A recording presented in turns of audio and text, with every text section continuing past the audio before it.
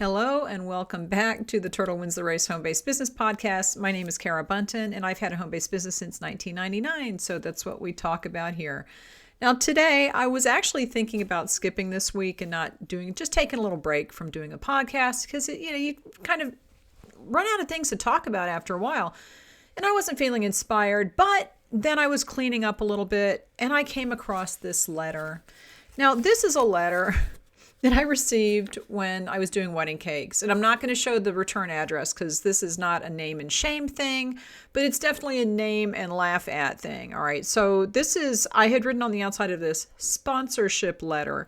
I will keep this until I'm dead. I will have this buried with me in my grave because it just is so good. And it's good in a bad way because this kind of illustrates the type of customers that you may run across when you have a home-based business. Now, this specifically was for a wedding, so that makes it a little, wedding customers can get a little weird. And this was actually from 2011, so this is 13 years old. It's exactly 13 years old almost. What's today? Today, I'm recording this on the 12th. This is from March 18th of 2011, so almost 13 years ago. Wow. And I'm not the only one in the wedding crowd who got this letter because at the time I remember asking other people, did you get something? And they're like, oh yeah, I got that. That was a good one. So this letter was sent just kind of, blanketed all over the Richmond wedding community just to see who's going to bite. Now this was not a scam. This was an actual letter. And I know I'm building this up, but you guys are going to like this. All right. So this starts out, Dear Sir or Madam. Okay. First of all, if you're going to write this kind of a letter, you need to find out who you're addressing it to and not be generic. All right. If you're going to ask for free stuff, and that's basically what we're going to get into is people asking for free stuff, you need to actually use their name. Okay. Dear Sir or Madam, it is my pleasure to invite you to become an esteemed sponsor of our wedding on Saturday. I'm going to leave the date out. I hope that this remarkable event in my life will be more beautiful with your cooperation by providing financial assistance and other wedding services. What the hell? Okay, so I'm reading this thinking, what? But it's so good. Okay, then it says, with the grace of God, I am getting married in the next few months when all of my relatives, friends, and well-wishers will gather. On the wedding day, many influential people in the communities of Petersburg and Richmond, Virginia, and Miami, Florida, too. Well, I didn't do wedding cakes in Miami, so why do I care? Will also be present to participate in the celebration and for wishing me a happy married life. Okay. For this reason, I wanted to make this celebration in a grand style that will be remembered as a great example of a beautiful life. I believe that you will have a great opportunity to advertise your company products and services during the wedding. All right. No, just no. This is, number one, this is tacky. And if you have any connection to the South, you know that that's pretty bad. Tacky. This is tacky. That's the nicest thing I can say about this. But, there was a period where people were getting a lot of wedding sponsorships, and a couple celebrities actually did it, or they were trying to get them. A couple of celebrities did it and really got a lot of flack back, which they should have, because, they were treating a wedding like an advertising event. And this might have been... I can think of a couple people's names, but I don't want to say it because I might be wrong. But I know that there were a couple celebrities who got in real big, bad PR trouble about this because, come on, pay for your own damn wedding, right? If you can afford it, pay for your own damn wedding. All right, so this continues. So wait, now, but first, I'm being offered this fabulous opportunity to advertise to a bunch of people during someone's wedding. No. All right, so it goes on. The wedding celebration will be celebrated at, and then I'm not going to say where it is, but I have delivered cakes to this place, and it ain't all that. Okay, so I'm looking at the venue going, I don't think so. Okay, then it says, in the presence of approximately 500 guests. Okay, number one, if you have to ask for people to pay for your wedding, don't have 500 guests because you can't afford that. So don't do that. Okay. Other people are not going to pay for you to have a party for 500 people. All right. Then it continues. I have started my wedding website on which I will write about the wedding celebration details. I believe that this form of communication can be an immense opportunity for advertising your sponsorship of my wedding, as well as your wedding services and products. Now, this publication will keep updated all my relatives, friends, and guests about my wedding, along with the aforementioned positive aspects of becoming a sponsor. I don't remember any positive aspects so far, but okay, let's keep going.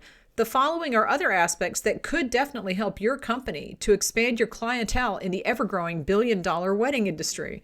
All right, now this is a pretty hard sell here. All right, now I will talk about the people that would fall for this, because somebody will.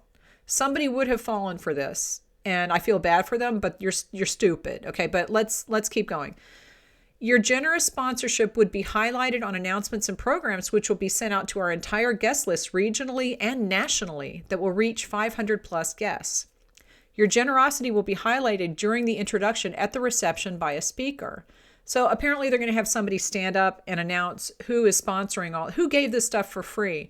Yay, go chase them down because they give stuff out for free, everybody. All you cheapskates who were invited, because one cheapskate invites another cheapskate, and y'all are going to now go find out who gave stuff for free, right? Okay, signage placed on a specific table recognizing contribution at reception. So apparently I can advertise my cake on the wedding cake table. Tacky, that's tacky. Okay, recognition written on our wedding Facebook page and wedding website, which will reach those who are, as well as those who are not on our guest list, doubling your advertising reach from the wedding ceremony and reception. Wow, great. I can reach twice as many cheapskates, right? Okay. A representative of your company would be most welcome to attend so that we could thank you personally for your support. The only reason I would have ever done this is to go to the wedding so I could take a lot of pictures and then write a really good blog article about this whole thing. But I wasn't going to do a cake for that. All right. Photos will be released, which will also provide great scope to show people how your company helped manage our wedding in a beautiful style.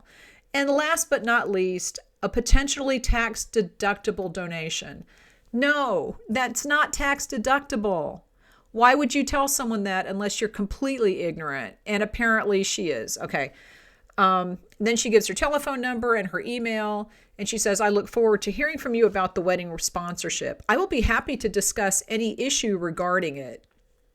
Thank you for considering this sponsorship proposal. And then it says sincerely, and there's a space for her to sign, which she did not. And then her name is typed out. Now look, also she did, I don't want to actually show this. I'll cover up her email address. Oh yeah, I know exactly who this is because she put the name of the wedding down at the bottom. Okay, so I'm not going to show that, but she did show, like, she sent along a flyer. If you're watching this, you can see this.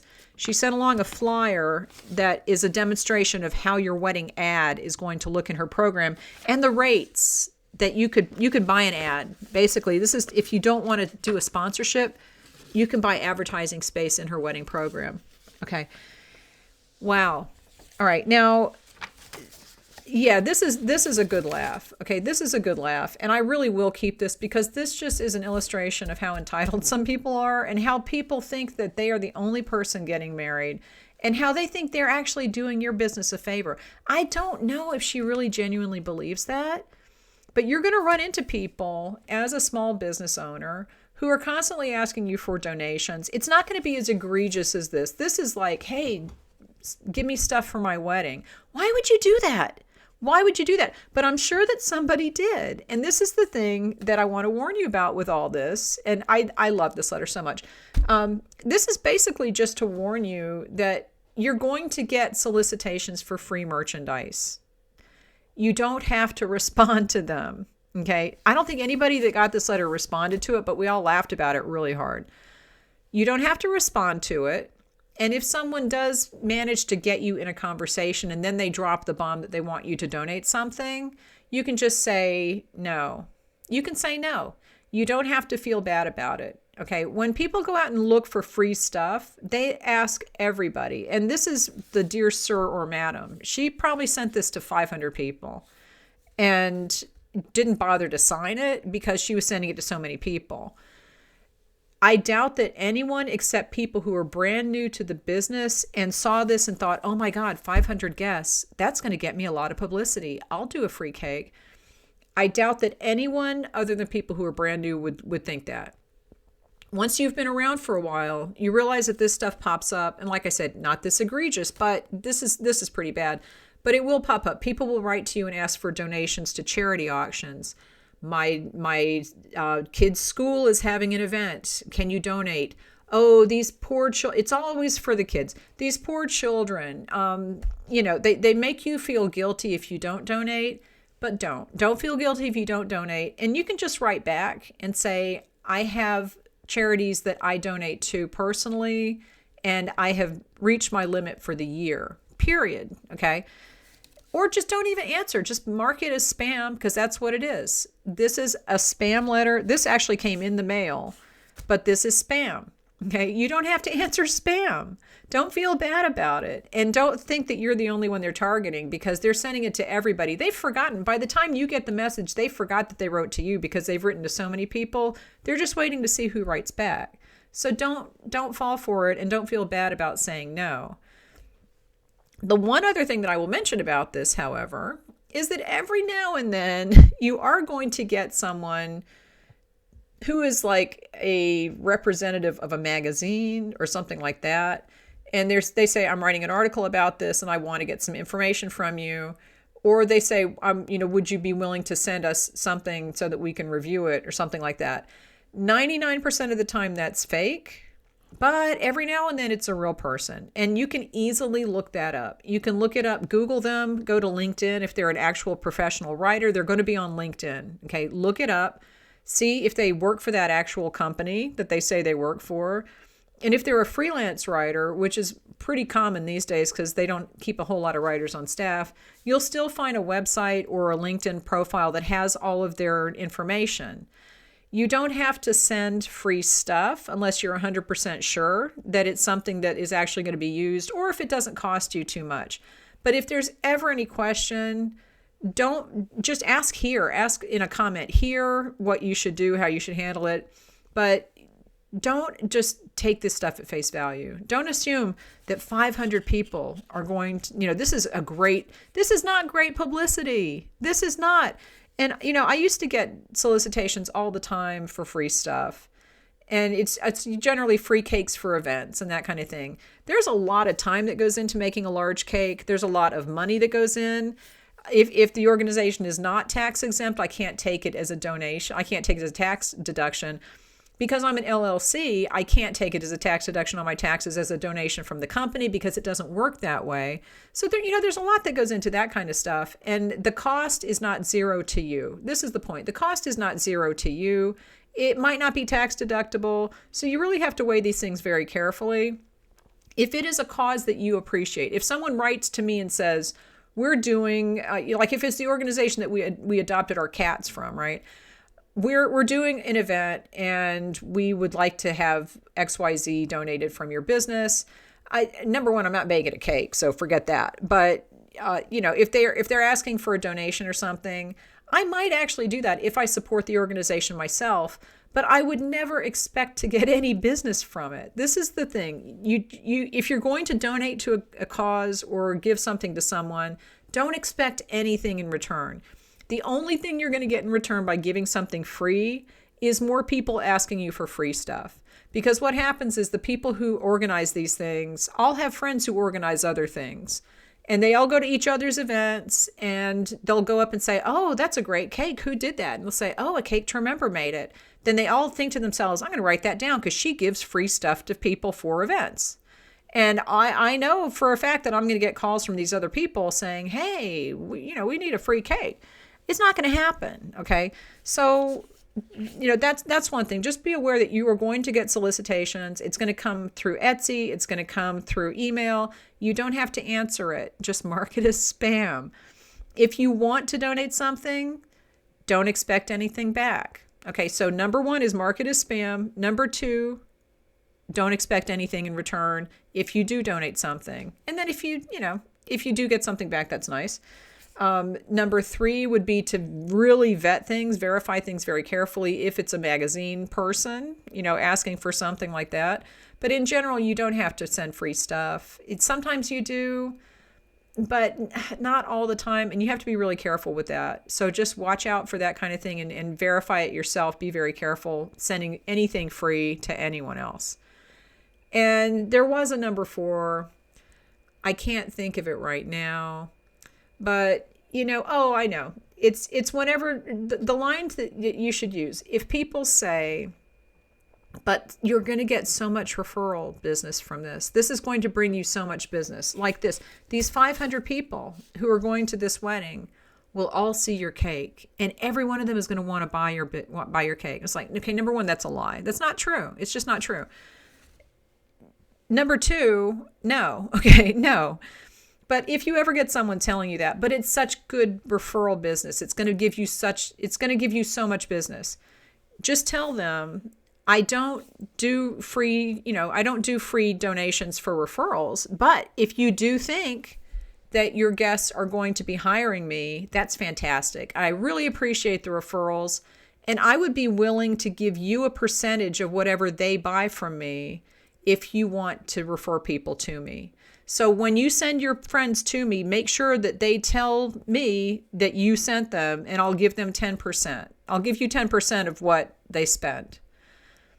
You're never going to get anyone sending you anybody, because that's not how it works. People tell you that you're going to get so much business from this because it's just a line. It's something that they tell you. It doesn't mean that you're going to get any business from it. And as soon as you put the blame back on them, basically, you're saying you have to do the work to send people to me. They're not going to do that. So whatever, make them your affiliate. If that's what they're telling, if they're trying to sell you this, it's going to bring you so much business. Just tell them, great. If you have friends who you can refer to me, I will give you 10% of any business you refer to me, but make sure that they tell me that you sent them, and then I'll give you 10% of what they spent. Okay. You're never going to spend it. You're not even going to pay anybody anything. It's just not going to happen. But I thought that you guys might enjoy this letter. I certainly do. And it makes me really happy that I'm not making wedding cakes anymore. Although this wasn't the only time that I got a request for free cake or discounts, but this was the best one. It was so good. All right. So give this video a thumbs up. If you have any questions, post them underneath. And yeah, you're going to run into it. So don't be surprised when it happens, but don't fall for it, and don't feel afraid to just mark it as spam. I will talk to you later.